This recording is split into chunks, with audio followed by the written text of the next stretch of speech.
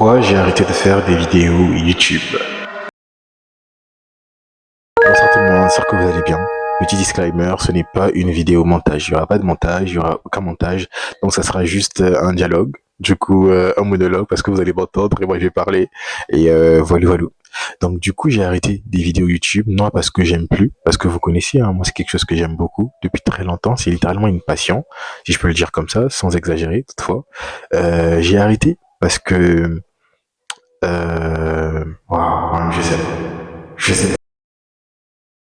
Je vais parler clairement. Je sais pas pourquoi j'ai arrêté. YouTube, c'est quelque chose que j'ai toujours aimé. J'ai toujours aimé poser ma caméra. J'ai toujours voulu poser ma caméra devant moi, parler, et en espérant qu'il y ait des personnes qui regardent, qu'il y ait des personnes qui entendent, qu'il y ait des personnes qui soient touchées, et surtout qu'il y ait des personnes qui reçoivent, on va dire, de la connaissance à travers ce que je vais dire dans ma vidéo. Donc, ayant commencé, j'étais très content. J'ai reçu du soutien.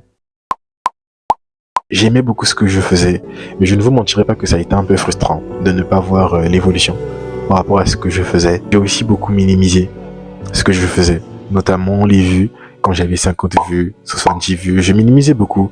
Je n'avais pas pris conscience que 50 vues, c'est littéralement 50 personnes plutôt qui ont allumé leur téléphone, qui ont regardé ma vidéo. Et je n'ai pas eu l'intelligence et la sagesse d'applaudir et d'accepter les faibles commencements. J'en ai beaucoup parlé, mais ça n'a pas réellement été mon partage. J'ai prodigué des conseils à des personnes en rapport avec le faible commencement, mais ça n'a pas réellement été mon partage. Et à travers cette vidéo, je veux me parler à moi d'aujourd'hui, mais je veux surtout parler à quelqu'un et encore me parler à moi dans 5 ans. Apprends à applaudir les faibles commencements. Accepte les faibles commencements. Que ce soit dans la création de contenu, que ce soit sur TikTok, que ce soit à l'école, que ce soit dans ta vie personnelle, que ce soit, quel que soit le domaine, quelle que soit la chose que tu veux faire, accepte les faibles commencements. Ça peut être frustrant, parce que face à l'ère dans laquelle nous sommes, l'exposition de la réussite des gens sont à la portée de tous. Aujourd'hui, tu te réveilles, quelqu'un a explosé dans ça. Aujourd'hui, tu te réveilles, tu suis la vie de quelqu'un dans ça. Ça peut être frustrant de voir l'évolution de quelqu'un. Je ne parle pas de jalousie et je ne normalise encore pas la jalousie, ni le fait d'envier, non.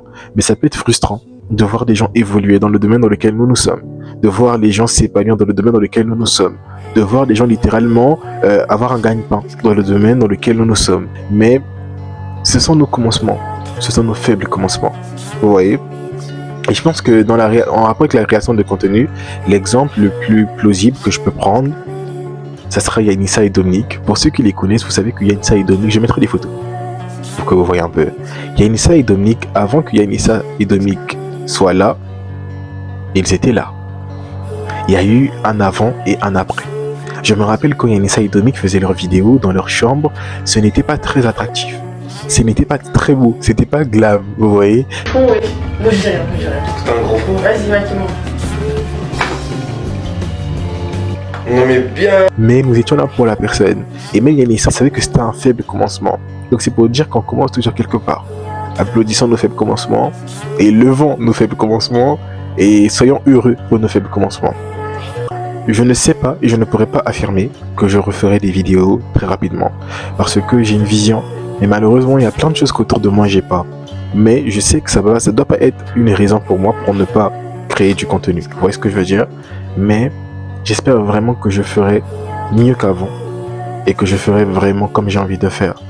Je ne veux pas être cette personne dans 2 ans qui sera frustrée parce qu'il se sera dit regarde ce jeune homme qui faisait des vidéos. Imagine un peu s'il n'avait pas abandonné. Imagine un peu s'il n'avait pas lâché. Imagine un peu ce qu'il aurait accompli. Non. Le discours que je vais tenir c'est waouh, ce jeune homme, il avait des faibles commencements. C'était pas évident, mais il n'a pas lâché. Il a créé encore et encore. Et aujourd'hui, regarde ce qu'il a accompli. Bravo. C'est ce discours que je veux avoir et c'est ce discours que je veux que tu aies. Soyons fiers de nos faibles commencements. Soyons fiers de nous et n'attendons pas que les autres nous applaudissent pour que nous puissions nous-mêmes nous applaudir. Sachons valoriser nos efforts à nous. Sachons valoriser notre avancée à nous. C'est très important. Ciao, ciao. Bisous. Aujourd'hui, je dois faire une vidéo. Aujourd'hui, je fais ma première vidéo YouTube. Je sais pas, il y aura 6 vues, il y aura 5 vues.